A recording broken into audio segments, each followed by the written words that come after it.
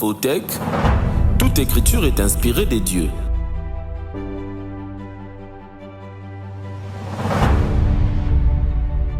Genèse chapitre 22, nous lisons du 1er au 5e verset. Je lis la Bible Louis II au nom de Jésus. Après ces événements, Dieu mit Abraham à l'épreuve et lui dit, « Abraham !» Il répondit, « Me voici. » Dieu dit, « Prends donc ton fils, ton unique, celui que tu aimes, Isaac. Va-t'en dans les pays des Moridja et là, offre-les en holocauste sur l'une des montagnes que je t'indiquerai. » Abraham s'éleva dès bon matin, sella son âne et prit avec lui ses deux jeunes serviteurs et son fils Isaac. Il fendit du bois pour l'holocauste et partit pour se rendre à l'endroit que Dieu lui avait indiqué. Le troisième jour, Abraham, levant les yeux, vit l'endroit de loin. Alors il dit à ses serviteurs, « Vous restez ici avec l'âne. Le jeune homme et moi, nous irons là-haut pour adorer, puis nous reviendrons auprès de vous. » Bien, nous regagnons nos places. Alléluia. Amen. Bien, nous vous saluons au nom du Seigneur Jésus-Christ. Et nous saluons particulièrement les éminents hommes de Dieu et femmes de Dieu qui sont ici présents.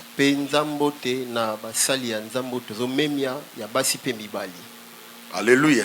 Amen. Pour ne pas abuser de votre temps, j'essaierai d'être concis et bref, mais je serai très profond. Vraiment, suivez-moi avec beaucoup d'attention, car je serai calme. Mais je dirai des choses que je crois être profondes. Voilà, nous parlons sur l'œuvre de ministère, une adoration. Alléluia. Amen. L'œuvre du ministère, virgule, une adoration. Voilà. Donc, c'est-à-dire, nous parlons de l'œuvre du ministère comme étant une adoration. Je commencerai directement par définir quelques concepts. Quand on parle du ministère, le ministère n'est rien d'autre que le travail. Ici, je définis le ministère dans un sens large. Mais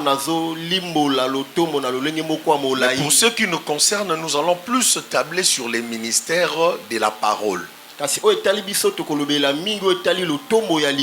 parlons sur le 5 ministères, mais aussi nous parlerons sur d'autres ministères auxiliaires. Alléluia. Amen. Le ministère, c'est le travail. En parlant de l'œuvre du ministère, nous parlons de ce qu'un ministre fait. Et le deuxième concept, c'est le concept adoration.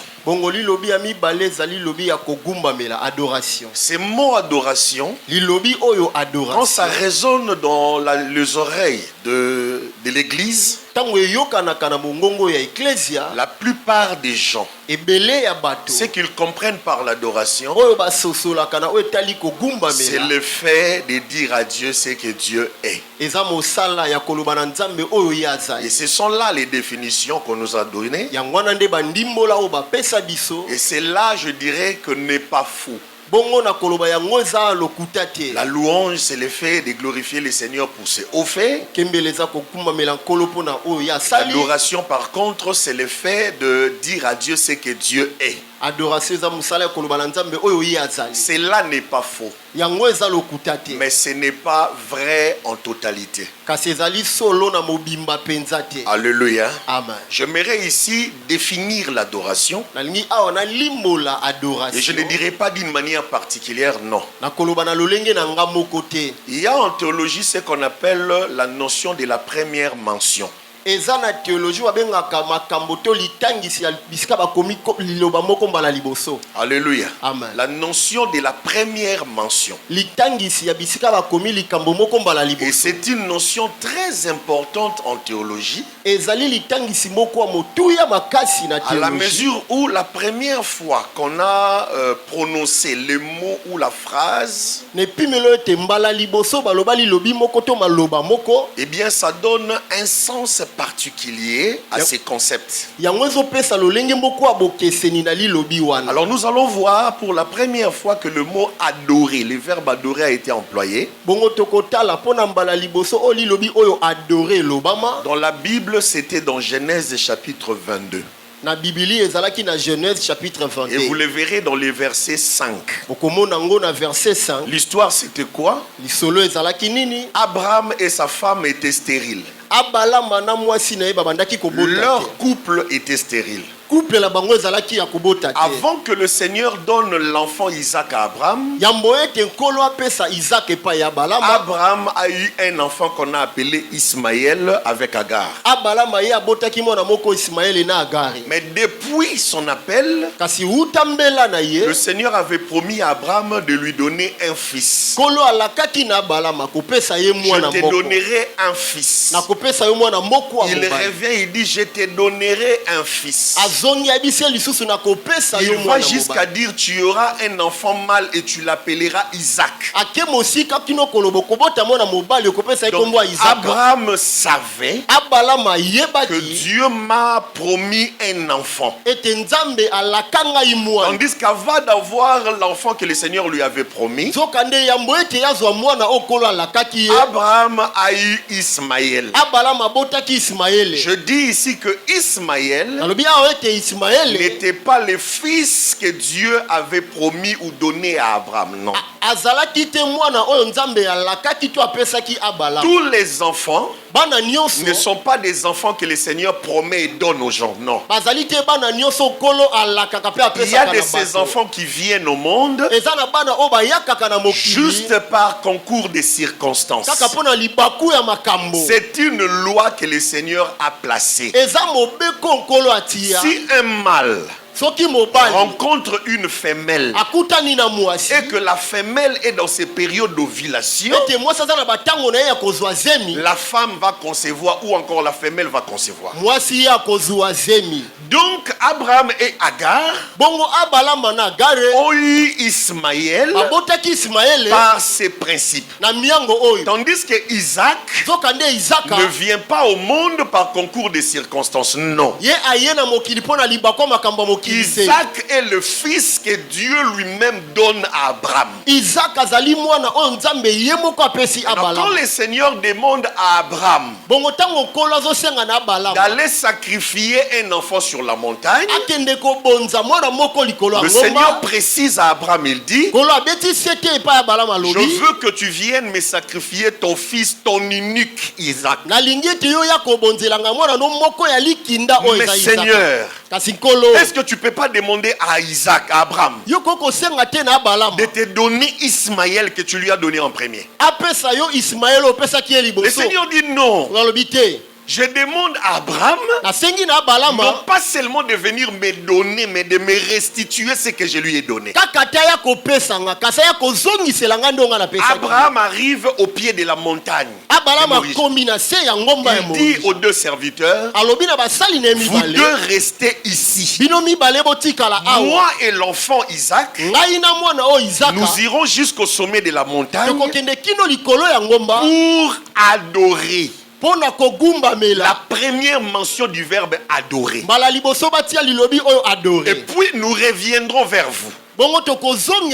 Qu'est-ce que Abraham pensait? Qu'est-ce que Abraham, alléluia, pour Abraham adorer veut dire quoi? Pour Abraham adorer veut dire arriver au sommet de la montagne, restituer Isaac à Dieu.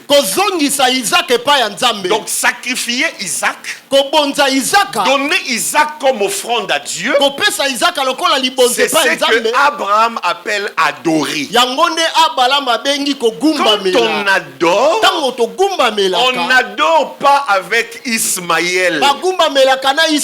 Si tu montes avec Ismaël, cette adoration ne sera pas bonne. Parce que quand Dieu vous demande de l'adorer, il ne vous demande pas de l'adorer avec ce que vous avez cherché, non. Il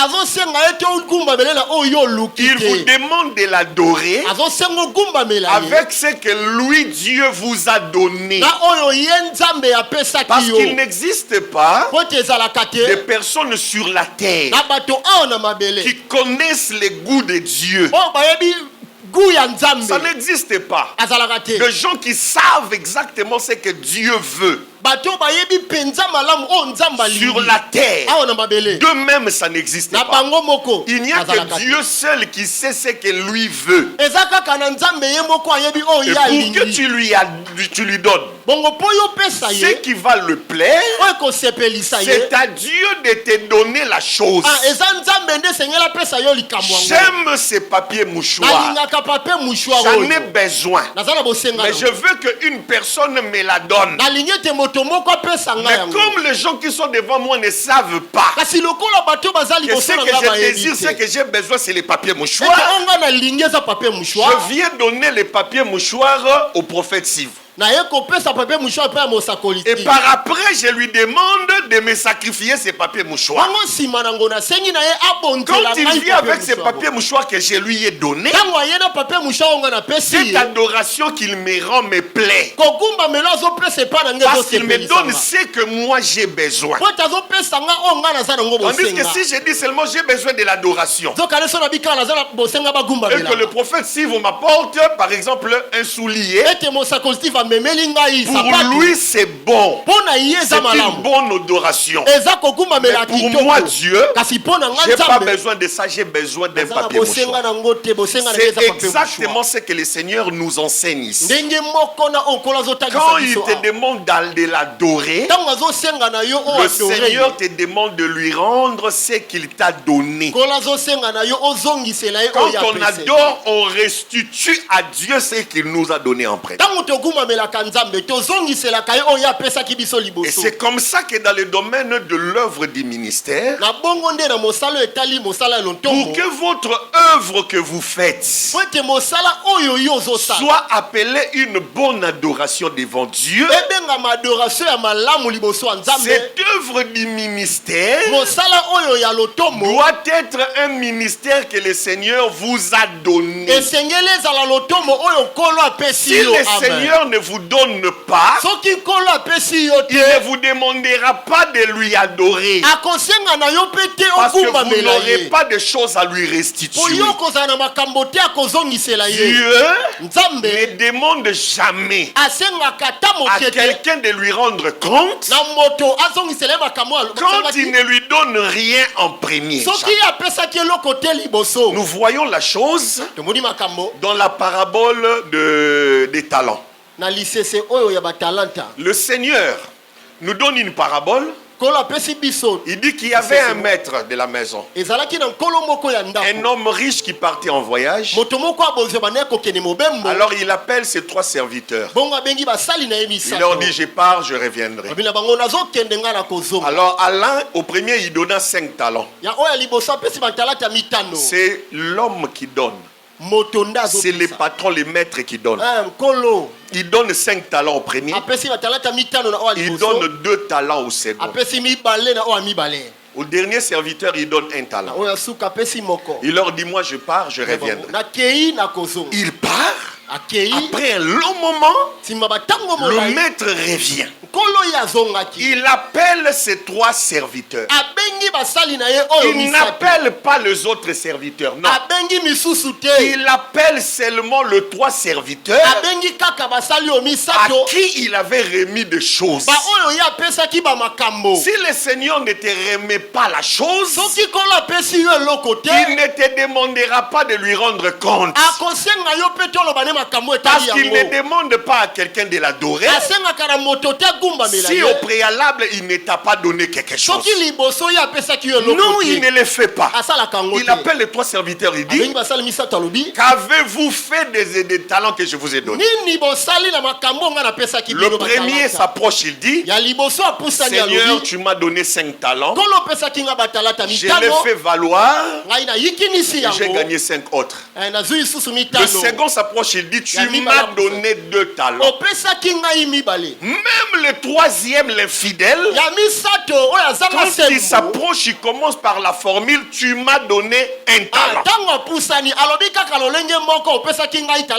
Il l'a utilisé, alléluia, il ne l'a pas utilisé, mais le Seigneur le lui avait donné.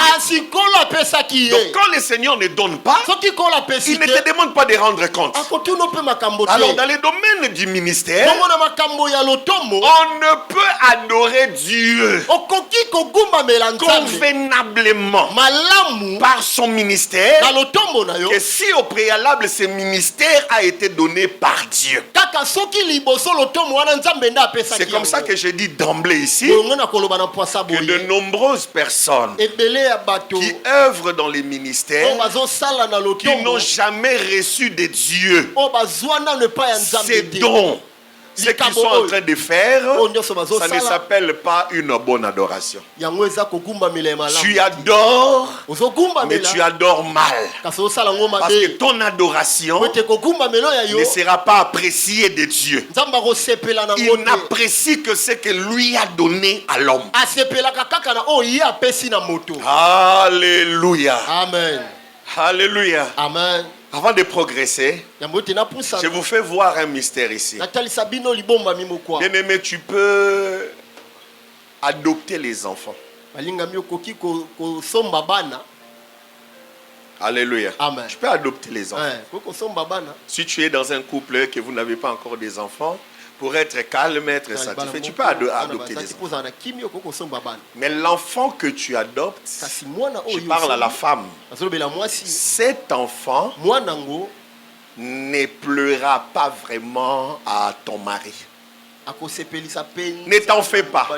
Même si ton mari fait de l'hypocrisie, notre enfant, il est beau, ses yeux ressemblent aux miens, ne t'en fais pas. Il aura toujours de l'insatisfaction dans son cœur. L'homme se réjouit de voir courir les enfants que lui a donné à la femme et que la femme a manifesté. Parce que la femme ne donne pas. La femme, alléluia, reçoit ce que l'homme lui donne. Et quand la femme manifeste ce que l'homme lui a donné, ces enfants-là réjouissent totalement le cœur de l'homme. Même s'il fait tomber la télé de 85 pouces LED, les parents ne diront rien.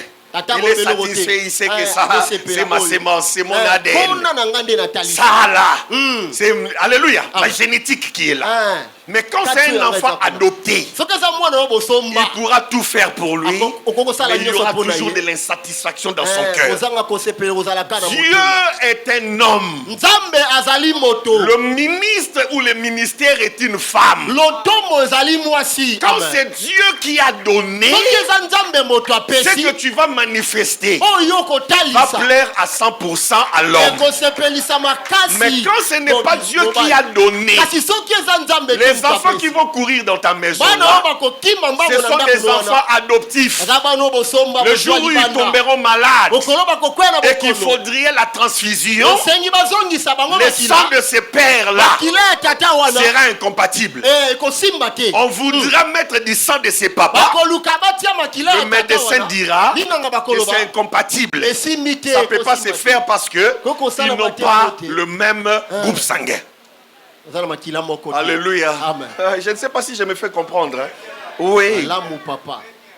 Donc quand on veut manifester son ministère, on doit être sûr que ce ministère que je veux manifester, c'est un ministère qui vient tout droit de Dieu. Parce que ne vous en faites pas, il existe de ces ministères qui n'ont pas comme origine Dieu. Le Seigneur Jésus l'avait dit. Il dit à ses disciples qu'il existe 3 sortes des eunuques. Il existe des eunuques qui le sont depuis les ventres de leur mère. Des eunuques appelés par le Seigneur avant qu'ils viennent au monde. Mais le Seigneur dit qu'il existe aussi des eunuques qui le sont par eux-mêmes. Alléluia. Il est devenu eunuque. On l'appelle eunuque, mais il est devenu par lui-même. Il existe aussi des eunuques qui le sont par les hommes. Il n'a jamais été eunuque par Dieu. Lui-même ne s'est pas autoproclamé eunuque, mais il se retrouve eunuque par les hommes. Maintenant, le Seigneur Jésus dit que dans toutes ces 3 catégories, il n'existe que les eunuques qui le sont depuis le ventre de leur mère, qui sont reconnus par Dieu comme eunuques véritablement. Quand ces gens font leur travail, ils le font correctement. Et leur travail étant eunuque, ça s'appelle de la bonne adoration. Mais si tu es eunuque par toi-même, tu es eunuque par les hommes, tu vas aussi œuvrer. Mais ce que tu rendras comme service, ça ne sera pas une bonne adoration. Et vous savez, le travail des eunuques, c'était quoi? Souvenez-vous de l'histoire d'Esther. La Bible déclare que le roi avait besoin d'une femme. Mais comme ces femmes ne connaissent pas les goûts du roi, ces femmes ne savent pas qu'est-ce que le roi aime. Quel est le teint que le roi apprécie? Alléluia. L'odeur du parfum que le roi aime. Modèle vestimentaire que le roi aime. Avant que ces femmes passent au test, ces femmes étaient remises sous la garde des eunuques. Heureusement que ces eunuques étaient de véritables eunuques du roi. Un eunuque, c'est quelqu'un qui reste près du roi, qui sait exactement ce que le roi aime. Il sait le goût du roi.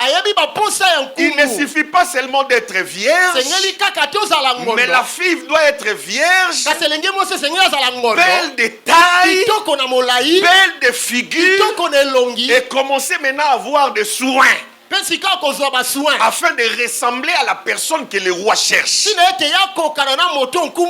Alléluia. Amen. Alors un ministre de Dieu est comme un eunuque du roi.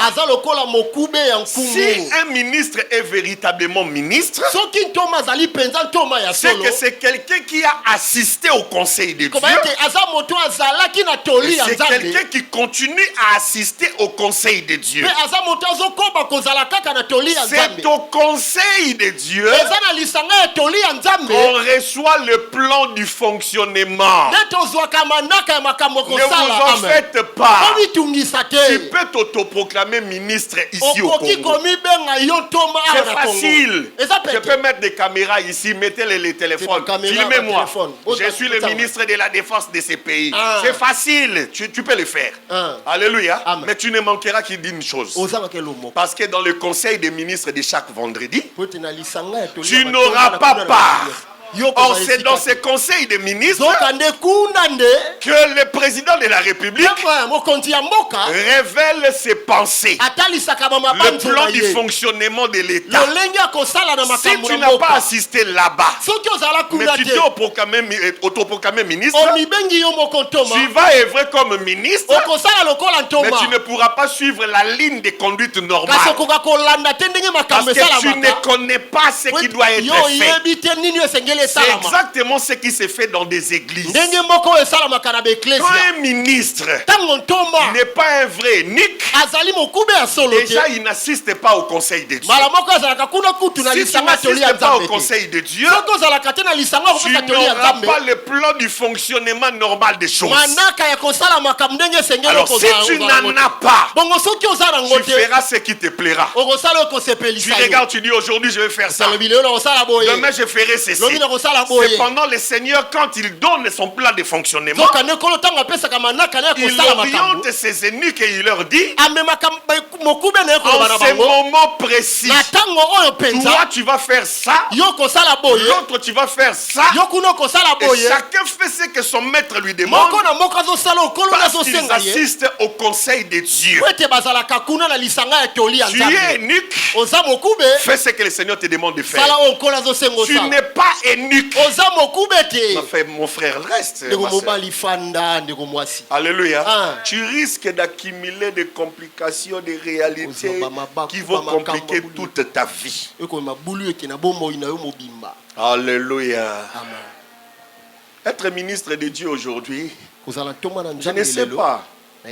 Plus on grandit, plus on devient papa, on regarde les jeunes qui arrivent, on se dit ce que nous on fouillait, on se disait c'est une grande charge, une grande responsabilité, je ne saurais pas. C'est ce que les jeunes d'aujourd'hui embrassent facilement. Je veux faire ça. Moi je suis un archibishop, je suis un évangéliste extraordinaire. Mon frère, ma soeur, si c'est le Seigneur qui t'appelle, je t'encourage et je t'exhorte à continuer sur cette ligne. Mais si ce n'est pas le Seigneur qui t'appelle, ne t'improvise pas ministre. Parce que tu ne sauras pas faire exactement ce que le Seigneur attend. Si ce sont les hommes qui ont fait de toi ministre, tu ne sauras pas rendre un bon culte à Dieu. Ton ministère ne sera pas une bonne adoration à Dieu. Parce qu'on ne peut donner à Dieu que ce que le Seigneur t'avait donné en premier. Il ne te donne rien. Toi tu veux lui rendre des choses. Ce que tu lui donneras, certainement cela ne lui plaira pas. Alléluia. Et vous savez la cause de cette réalité que nous vivons de faux ministres de Dieu aujourd'hui. La première des causes, c'est la manque de serviteurs dans les églises. Et je dis que la manque de serviteurs peut être une usine de fabrication de faux. Alléluia. La crise des serviteurs dans une assemblée, crise des serviteurs dans une communauté peut créer une usine de fabrication de faux. On ne fabrique pas des serviteurs. Les serviteurs naissent serviteurs de Dieu. On ne les devient pas, on est ministre de Dieu.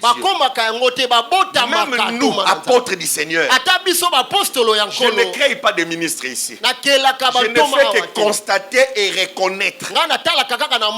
Celui-ci, c'est un vrai ministre de Dieu. Et on reconnaît son ministère. Mais créer un ministère parce que nous sommes en manque de ministres, je ne le ferai jamais. Ministre de Dieu, Si tu es véritablement ministre de Dieu, et que le Seigneur te demande de conduire une assemblée pour lui, si tu es en manque de serviteurs, ne crée pas de ministres. Non, souffre seul. Fais ce que tu as à faire seul. Le Seigneur qui t'a envoyé voit. Il va susciter et il va envoyer ses vrais ministres. Toi, tu n'auras qu'à leur reconnaître. Mais si tu veux fabriquer des ministères à cause de la manque de serviteurs, tu vas créer une armée de faux. Regarde ce que je vais te faire voir ici. Il y a un homme qui s'appelait Mika. Mika avait volé des lingots d'or qui appartenaient à sa mère. Parce que sa mère était riche. Sa mère cherchait, elle cherchait. Ah, vous les serviteurs, vous avez volé. Finalement, Mika vient se révéler à sa mère. Maman, c'est moi qui avais pris ces lingots d'or. À la maman dit, ah mon fils, tu es un bon fils, finalement tu es venu me dire ça. Quand je vais consacrer cet or, et je vais créer une statue pour toi. La mère crée une statue pour Mika. Et la mère fabrique une maison de Dieu pour Mika. Mika avait une maison de Dieu. Vous le lirez dans Juge 17. Il avait une maison de Dieu. Mika avait tout ce qu'il fallait avoir dans une maison de Dieu. En termes de matériel, des ustensiles du temple. Mais qu'est-ce que Mika manquait? C'était un ouvrier véritable. Alléluia. Amen. Et qu'est-ce que Mika a fait? Par manque d'ouvriers, comme je venais de le dire ici, ça fait que Mika a créé un ministre. Mika a pris l'un de ses fils. Toi, tu as étudié, tu parles un bon français, tu es compréhensible, tu es tempérant, viens. Mika le consacre comme serviteur. Allez, tu vas faire les services ici. Ces garçons faisaient les services dans la maison de Dieu. Mais vous savez ce que la Bible déclare? Que Mika n'était pas satisfait. Alléluia. Il n'était pas satisfait. Son fils est vrai. Il faisait des choses. Mais la joie de Mika n'était pas comblée. Mika était sensible. Il savait que ce garçon n'est pas un vrai sacrificateur. Il travaille, oui, mais il n'est pas dans la lignée des sacrificateurs. Mika avait une maison de Dieu. Mais Mika manquait le Dieu de la maison de Dieu. Il ne suffit pas pour vous d'avoir une maison de Dieu. Si tu as des moyens, aujourd'hui même, tu peux te déplacer. Tu vas louer une salle. Tu achètes une grande parcelle. Tu bâtis un beau temple. Tu mets tous les instruments. Je vous jure, les gens vont venir. Ce que tu as là, ça s'appelle une maison de Dieu. Mais il ne suffit pas pour nous d'avoir une maison de Dieu. Il faut avoir le Dieu de la maison de Dieu pour vivre le bonheur que le Seigneur nous a révélé. C'est comme que frère, quand Jacob fouillait son frère Ésaü, il arrive dans un lieu qu'on appelait Luz. Il passe la nuit là. Il voit des révélations terribles. Quand il se réveille, il dit que ce lieu est redoutable. Toi, on t'appellera plus Luz, mais ton nom est changé en Bethel. Vous savez qu'est-ce que Bethel veut dire? Bethel veut dire la maison de Dieu. Jacob part. Après des années, quand il retournait en cours de route, Jacob croise un ange. Et c'était à Péniel. Il croise l'ange du Seigneur. Il se bat avec l'ange. Et l'ange transforme le nom de cet homme. Il lui dit, tu ne seras plus appelé Jacob, mais ton nom est changé à celui d'Israël. C'est lui qui a lutté avec Dieu et qui est sorti vainqueur. Jacob avait le Dieu de son père. Mais quand il s'enfuit, il va là-bas. À son retour, Jacob rencontre Dieu lui-même. Quand il rentre, le lieu qu'il a appelé Bethel, il ne l'a plus appelé Bethel. Mais ce lieu, Dieu a dit, on l'appellera El Bethel. Bethel veut dire la maison de Dieu. Elle, c'est Dieu. Donc Dieu veut dire Dieu de la maison de Dieu. Il ne suffit pas pour nous d'avoir Dieu, d'avoir la maison de Dieu. Il faut avoir les dieux de la maison de Dieu pour vivre le bonheur parfait. Mika avait une maison de Dieu, mais avec un sacrificateur fabriqué, le Dieu de la maison de Dieu était absent. Et Mika le sentait. Alors un jour, Mika vit un jeune homme. Ce jeune homme était, alléluia, Amen. Alléluia. C'était un jeune homme de Lévi, mais qui habitait dans les montagnes de Juda. Cet homme était à la quête de la vie. Il arrive chez Mika. Il dit à Mika, je suis un débrouillard, je cherche la vie. Mika lui pose la question de savoir, tu es de quelle lignée toi? Il lui dit, je suis lévite de la montagne de Juda. Mika dit, tu es lévite. Ça c'était déjà un bon élément. Ils continuent leur conversation. Finalement Mika lui pose la question de savoir, tu es de quelle lignée? Il dit, je suis de la maison d'Aaron. Je suis de la lignée des sacrificateurs. Mika dit, oh, mon fils, à partir de maintenant, tu ne vas plus œuvrer. Toi, le faux que j'ai créé, tu ne vas plus œuvrer. J'engage ces jeunes hommes. Je te payerai. Je ferai tout ce que tu me demanderas. Mais accepte de me alléluia, de servir dans cette maison comme père et sacrificateur. Le jeune homme a accepté. Quand ils ont conclu l'alliance et que le Lévite a commencé à travailler, écoutez ce que Mika dit. Mika dit, maintenant que ces jeunes hommes, maintenant que ces sacrificateurs vrais ont accepté de travailler ici, l'Éternel me fera du bien. Donc quand on a un faux, tu auras la maison de Dieu. Il y aura tout ce qui embellisse la maison. Mais l'Éternel qui nous fait du bien dans la maison sera absent. Est-ce que vous voyez un peu ce que je suis en train de dire ici? Pour avoir le Dieu de la maison de Dieu, on doit avoir ces jeunes hommes sacrificateurs de la lignée d'Aaron qui acceptent de travailler avec nous. Gloire sont rendues à Dieu pour tous les ministres vrais qui sont ici.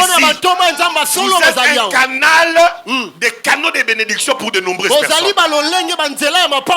Je rends grâce pour tous les vrais serviteurs de Dieu. Vous êtes des canaux de bénédiction pour de nombreuses personnes.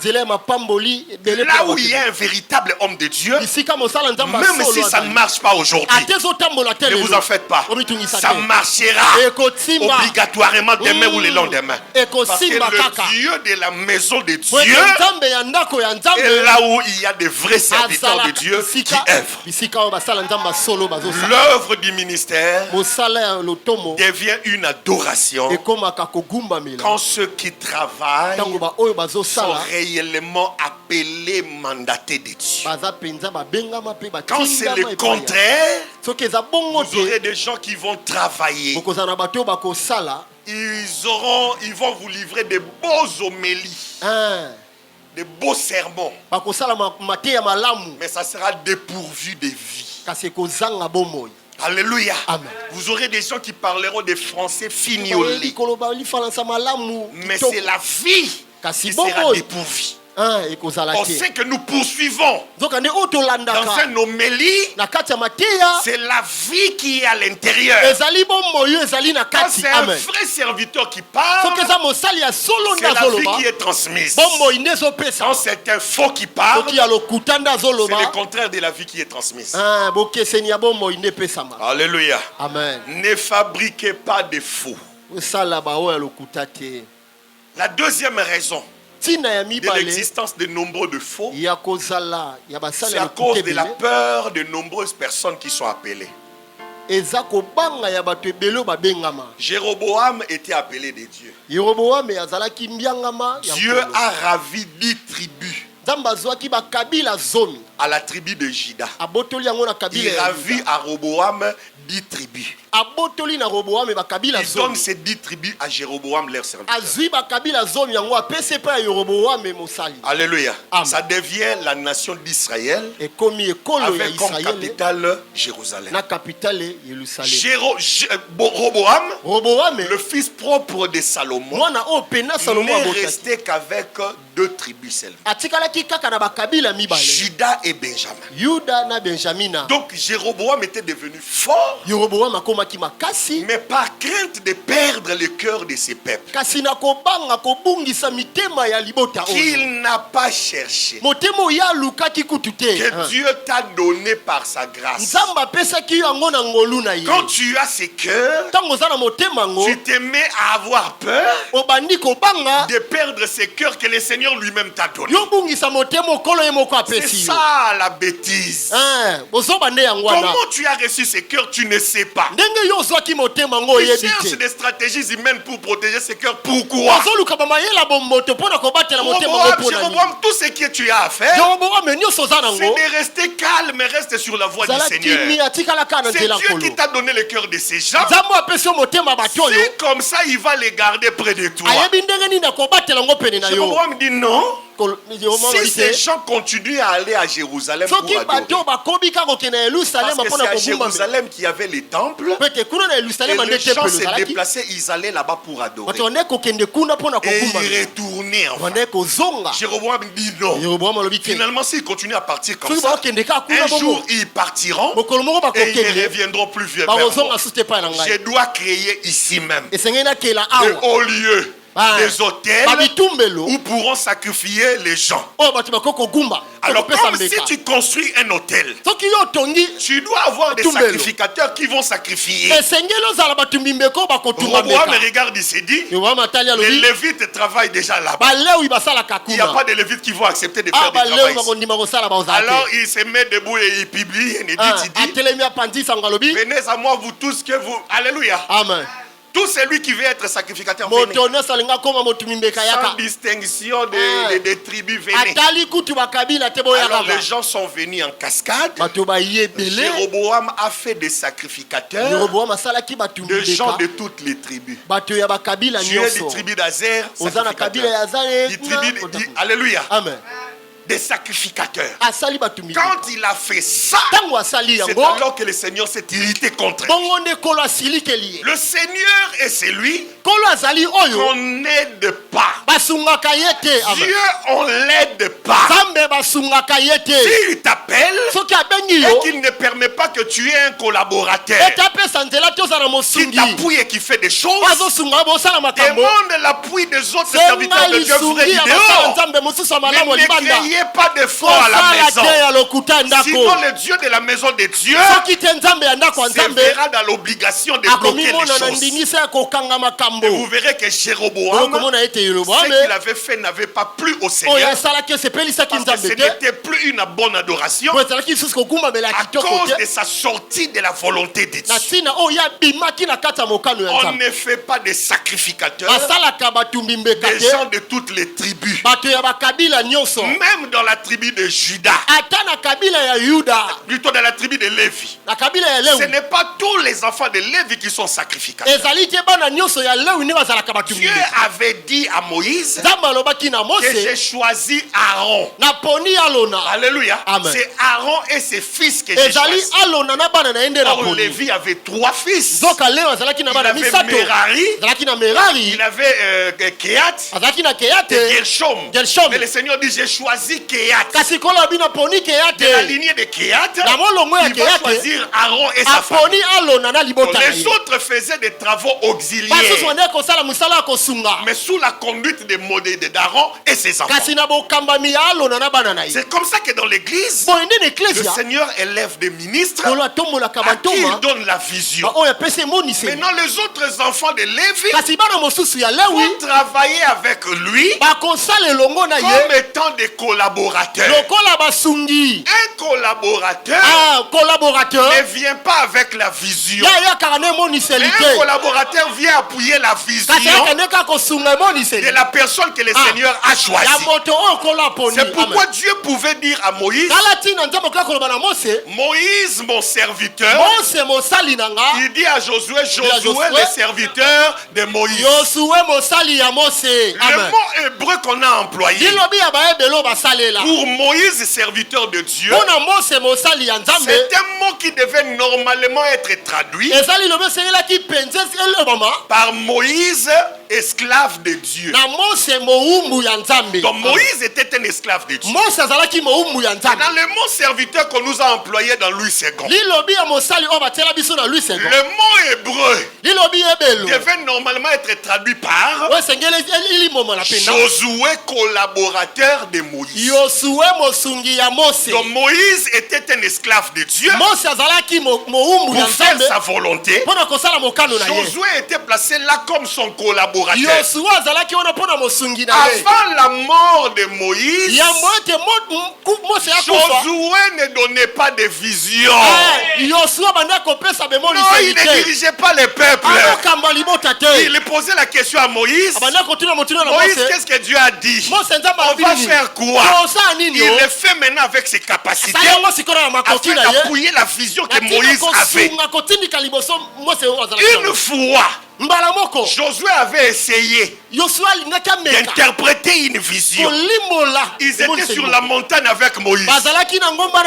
Alléluia. Ils ont fait 6 jours. Après 6 jours, le Seigneur qui était dans la nuée fait retentir sa voix.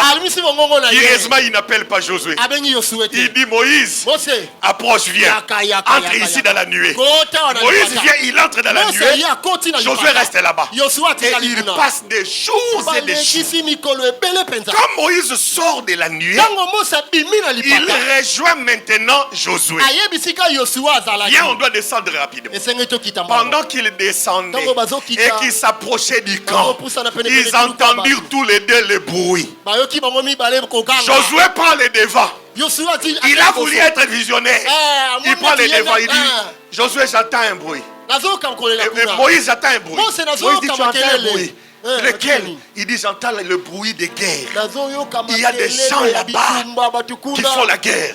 Descendons rapidement pour aller défendre Israël parce qu'il est en guerre. Moïse lui dit, oh Molo. Alléluia. Doucement, mon petit. Ce que moi j'entends, ce n'est pas le bruit des vaincus ni des vainqueurs. Mais le bruit que j'entends, c'est le bruit des danses, des gens qui se réjouissent. Alléluia. La différence entre Moïse et Josué, c'était seulement le fait d'assister au conseil de Dieu.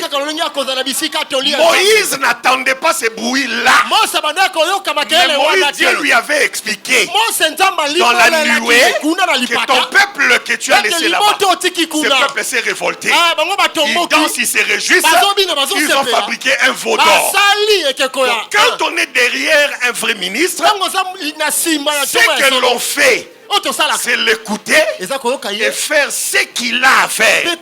Mais l'aider à l'accomplir convenablement parce qu'il ne peut pas travailler seul. Quand le Seigneur te fera sortir, ne t'en fais pas. Il te parlera clairement et il te dira des choses que tu n'entendais pas quand tu étais encore à ses côtés. Alléluia. Amen. Alléluia. Amen.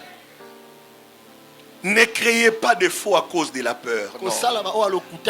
Tu peux être seul. Tu commences une église. Tu n'as que des enfants qui modèrent. Il n'y a que toi qui prêches. Si tu ne prêches pas ce jour-là, tu appelles un invité. Ne t'en fais pas. Tu peux avoir une grande église comme l'apôtre Joël. Au lieu qui va l'église 1000 personnes. Mais il y a mon serviteur en église. Quand c'est Dieu, le Seigneur va confirmer qu'il est avec toi.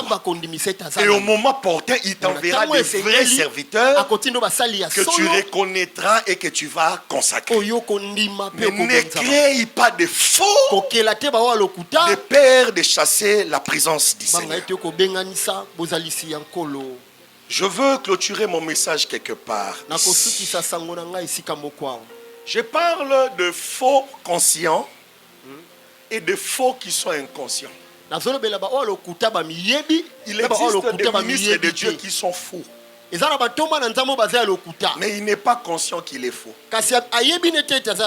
Lui, il sait qu'il est vrai. Et il sait qu'il est vrai parce qu'on lui a dit que le Seigneur avait dit ça. Alléluia. Amen. Tu vois Dieu, même s'il va parler à ton père, le Seigneur ne manque pas de parler à la personne qui l'appelle afin qu'il ait l'assurance que je suis véritablement appelé par le Seigneur. Je vous jure, Samuel était dans les temples. Il avait un père Élie le sacrificateur. Le Seigneur est allé voir Samuel avant de parler à Élie. Il avait déjà dit à Élie, je vais faire quelque chose qui va étourdir les oreilles. Mais Élie ne savait pas exactement ce que Dieu fait. Il va voir Samuel et lui dit, tu es un véritable serviteur. Quand il finit là-bas, Samuel va parler à son père Élie. Élie comprend directement que c'est la vérité. Cet enfant est réellement appelé de Dieu pour faire des choses après nous. Même si le Seigneur va parler à ton père, il te parlera. La personne à qui le Seigneur n'a pas parlé personnellement, il va exercer, mais il aura toujours des questionnements, des doutes dans son cœur. Quand tu avances et qu'il y a des difficultés, il y aura des doutes qui vont surgir. Mais quand tu sais le Dieu qui t'avait apparu, tu te souviendras non du Dieu de ton père, mais de tes dieux qui t'avaient apparu. C'est pourquoi le Seigneur s'était vu dans l'obligation de se révéler à Jacob. Il connaît le Dieu de son père. Il a vu le Dieu de son père lui défendre chez Laban. Mais je dois lui apparaître, lui dire des choses pour qu'il ait de l'assurance. Si Dieu veut t'utiliser, il va te parler à toi. Mais s'il te parle, ne brise pas les étapes. Dis à Dieu, parle à mon père. Il parlera à ton père. Je vous jure, il lui parlera. Et même s'il ne veut pas te laisser, il te laissera par force. Car Dieu est Dieu. Il y a des faux qui sont faux inconsciemment. Toi, tu es un apôtre. Mais toi-même, consciemment, quand tu es là, tu es assis, tu te dis, parce que les Arabes, les apôtres, aux apôtres. Quand c'est Dieu, il te confirmera. Quand ce n'est pas Dieu et que quelqu'un l'a fait juste dans un sentiment, on détruit vie à moto. Il y a aussi des faux qui sont faux inconsciemment plutôt. Alléluia. Il est faux consciemment. Des gens qui s'autoproclament.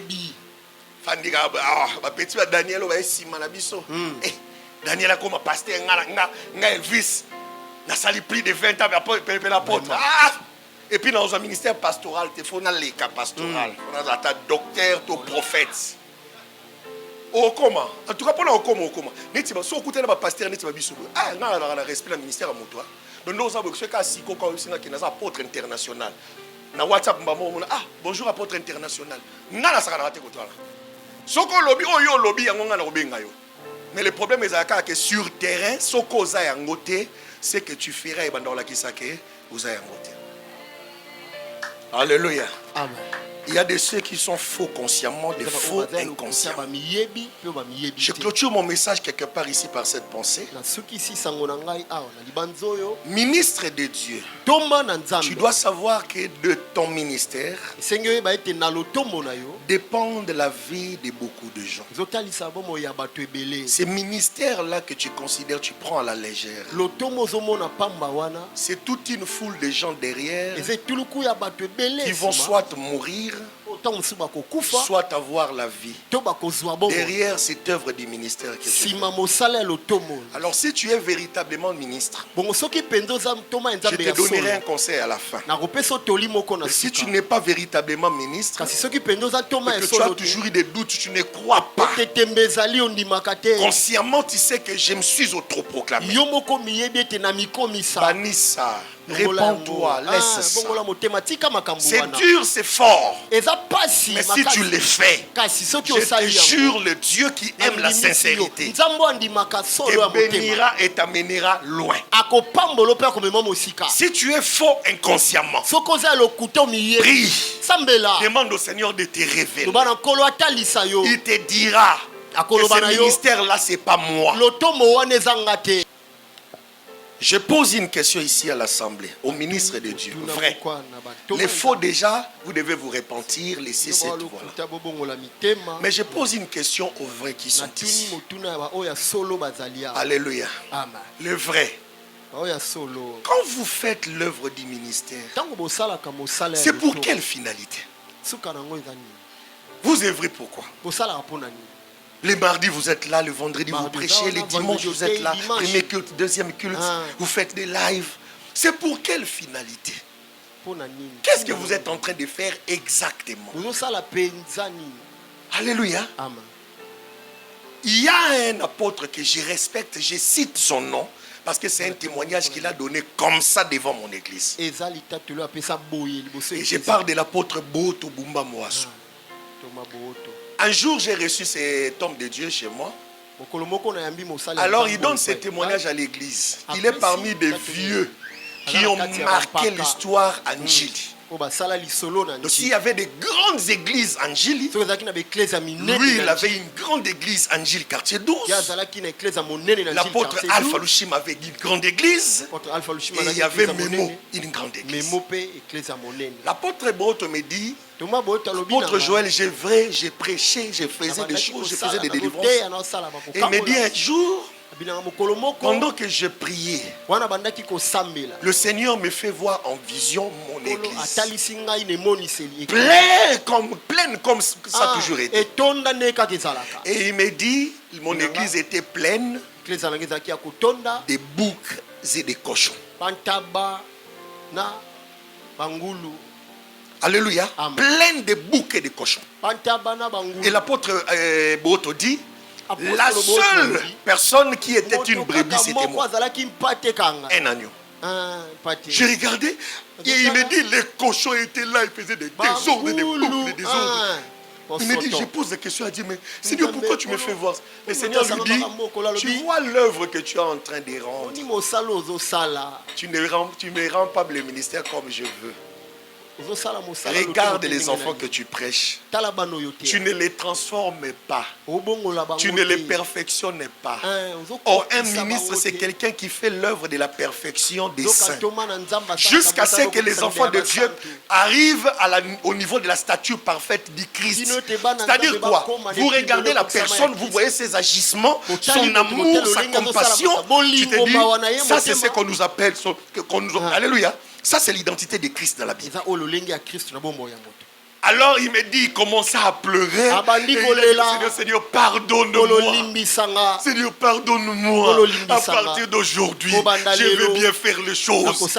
Et depuis ces jours-là, quand il s'est réveillé, il a directement changé sa manière de faire les choses. Alléluia. Amen. Homme de Dieu, tu es véritablement appelé de Dieu. Mais qu'est-ce que tu fais? Et tu fais cette œuvre pour quelle finalité? Tu veux seulement que ce peuple soit béni et des moyens, ils en auront. Tu veux que ce peuple soit détaché des liens de famille. Ils seront délivrés. Mais ce n'est pas ça la finalité. La finalité, c'est que ces jours-là, tu dois être devant tes paroissiens. Quand le Seigneur appelle, c'est d'abord toi qui entres. Je suis là, les représentants légaux. Et voici la suite, le cortège. On voit tes enfants qui viennent derrière toi. Si ce n'est pas ça la finalité, l'œuvre du ministère que tu es en train de faire, ce n'est pas une bonne adoration. Ce n'est pas une bonne adoration. Amen. Alléluia. Amen. Ce n'est pas une bonne adoration. Vous savez, ma force, c'est quoi? C'est ça les conseils et j'ai fini ici. Mon conseil, c'est à l'endroit des vrais serviteurs. Les faux, déjà, je vous ai oublié. Je sais que vous vous repentez déjà. C'est à l'endroit des vrais. Si tu es vrai, tu as une responsabilité. Alléluia. Vous savez ce que moi je faisais? Je prêche toute la semaine, je prêche, on m'invite, je prêche, je fais ce que je fais. Chaque lundi, je me réveillais à 5 heures du matin. Je ne me réveille pas à 5 heures, 4 heures déjà, je me réveille, je m'apprête, je me lave. 5 heures du matin, je sors avec mon tricot cagoule. Comme on était en Gili à l'époque, je sors juste sur Kimbuta, je prends un taxi, je vais à Kimbatseke. Nous avons une permanence qu'on nous a donnée là-bas. J'arrive à 5 heures et quelques minutes. Déjà, mon pasteur, le pasteur Joseph, mon assistant, et sa femme savent que chaque lundi, papa est ici à 6 heures au plus tard. Donc, il place déjà une natte, un oreiller et une grande Bible. Dès que j'arrive, je ferme la porte de la permanence, je m'agenouille. Et vous savez ce que j'ai dit à Dieu? Seigneur, j'ai travaillé toute la semaine. J'ai prêché, j'ai parlé, j'ai prié pour les gens, j'ai prophétisé. Je viens passer à l'IREM. Alléluia. Amen. Je viens passer à l'IREM. IREM. IRM. Alléluia. L'IREM, c'est l'imagerie par résonance, comment ça s'appelle ça, magnétique. L'IREM, c'est plus que les scanners. Et l'équipe de scanners. Vous ne connaissez pas ça? L'IREM, c'est plus que les scanners. J'ai dit à Dieu, Seigneur, je viens passer à l'IREM. Scanne-moi. Dis-moi, est-ce que j'ai bien travaillé? Est-ce que j'ai bien prêché? Est-ce que j'ai bien fait les choses? Est-ce que... Alléluia. Je ne veux pas dire beaucoup de choses, mais souvent le Seigneur me dit, mon fils, tu es sur la voie.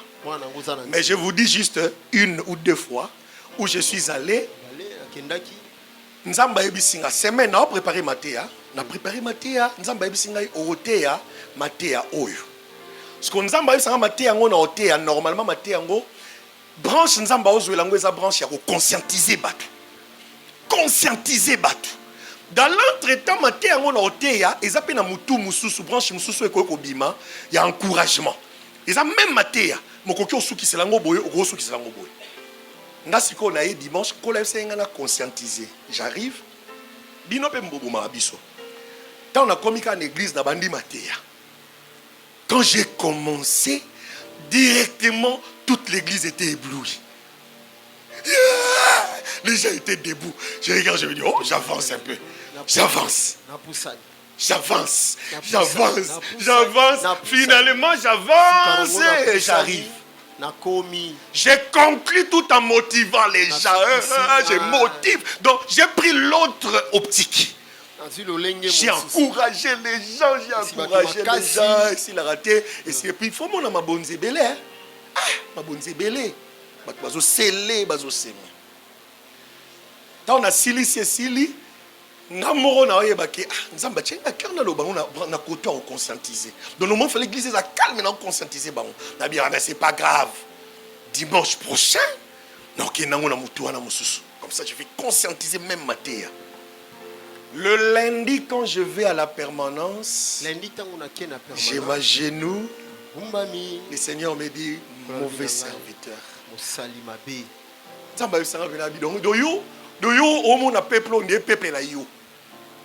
Quand je peuple na ngai. Ngandem na ebi besoin na bango. O yo pesa ki bango eza o bango ba na ngo posate. O pesi bango o bango ba lingi, mais ça o bango ba na ngo posate. Le Seigneur me dit, tu n'as pas fait ma volonté. Frère, ces jours-là, j'avais pleuré avec toutes les larmes de mon corps. J'ai pleuré, j'ai dit à Dieu, Seigneur, pardon. J'ai pleuré. La voix du Seigneur s'est déjà tue, mais j'ai pleuré, j'ai dit au Seigneur, salanga grâce. Na sambeli na sengi bolimisi na suka na ebisi nzambe labi. Seigneur, le dimanche prochain, le Seigneur me dit le dimanche prochain, c'est pas ça, c'est que je veux que vous sabat. Dimanche prochain, bateau na na poso ça makambu wana. Na na ebiso que dimanche prochain ba oya. Alléluia. Juste dimanche mon corps. Et nakendara chaque lundi na otuna nzambe est-ce que la sala qui bientôt mabe do yo bando au sala le 10 ans au kota IRMT yo scanner le kate do yo zo pomper kaka de dimanche ali kata ngote o sa de lo mususu obeta dimanche wana fona beta bango loko ko sala ka biloko wana te. Amen. Il faut avoir ton oreille près de la bouche du Seigneur, savoir ce que Dieu veut pour son peuple. Que Dieu vous bénisse. Amen.